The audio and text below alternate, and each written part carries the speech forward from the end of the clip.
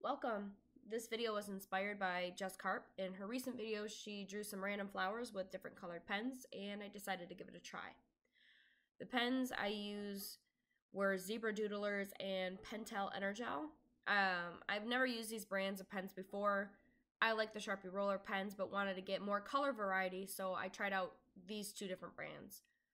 I did a few sketches with them before I tried these flowers. I don't draw much besides animals, so this was a big change.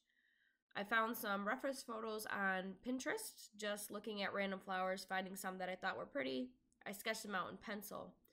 I hope that with some time I'm able to sketch everything out with just the pens themselves, but for right now, pens just seem too permanent to go in without a guide.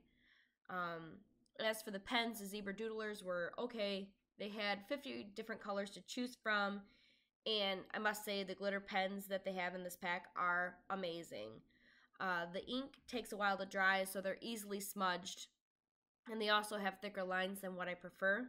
I like pens that you can get really fine detail with, but for the price, they were definitely worth it. The Pentel Energel are very similar to the Sharpie rollers that I normally use.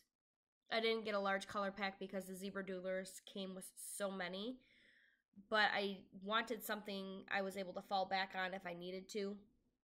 The Pentels dried super fast and didn't smudge, but they were also as much as the Zebras with only 12 colors. So they both have their positives and negatives about them. For me, I don't normally use pens, but when I do, I love having the option of more colors. So even though the Pentels dried faster and were smoother to write with, I would lean towards the Zebra pens because of the color variety. The flower drawing I did here was done mostly in the Zebra pens, and I don't think I used the metallic or glitter pens that came in the set on this drawing, but I did play with them in a few other sketches, and they are vibrant, and the glitter pens are so glittery. I also wanted to try out some new pens because Inktober is right around the corner. I have never participated in the challenge all month long. I will do some of the prompts here and there when I have the time or I'm feeling inspired enough to do it. And I know that part of the challenge is drawing through the prompts even when you aren't inspired or just don't feel like drawing at all. I mean, it does definitely get me to draw more, just not every day like you're supposed to. I follow Inktober every year because I love seeing how other artists interpret the word into a drawing. I may try it out this year. I do have the prompt list saved, and the intention of doing it is there. And I say that every year, and maybe this one will be different. I also say that every year. On another note, I want to try a larger piece that's not in my sketchbook with just pens, where the background and the foreground's in color. And I make some animals that are in just black and white. I will have to do many more sketches before I think I can achieve something like that, but it's kind of what I'm aiming for.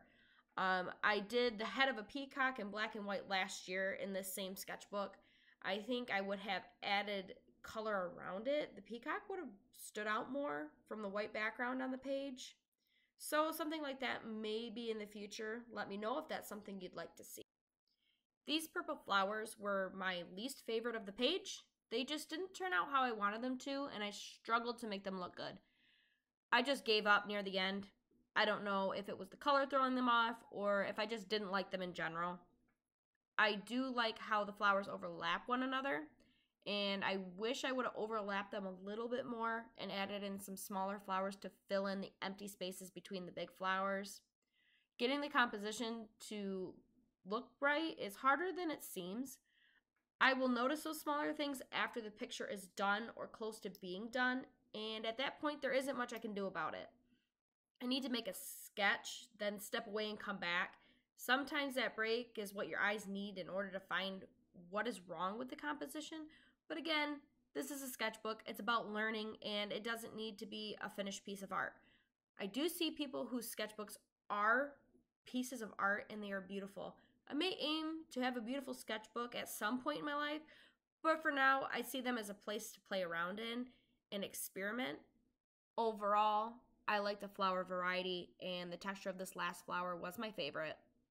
There was only one yellow pen between both sets that I bought, and I would have loved to have a few different choices of like a darker yellow, so I didn't have to use the orange here, but it still gave the effect that I wanted. I also went back through And for the darkest parts of the flower, I used a light brown, trying to make the petals stand out from one another a little more. And I'm just noticing now that this is the only flower that doesn't have a stem on it. I may go back and fix that. My brain must have just given up at this point. Here is the end result. Let me know what you think, and let me know which flower is your favorite. And I will see you guys next week.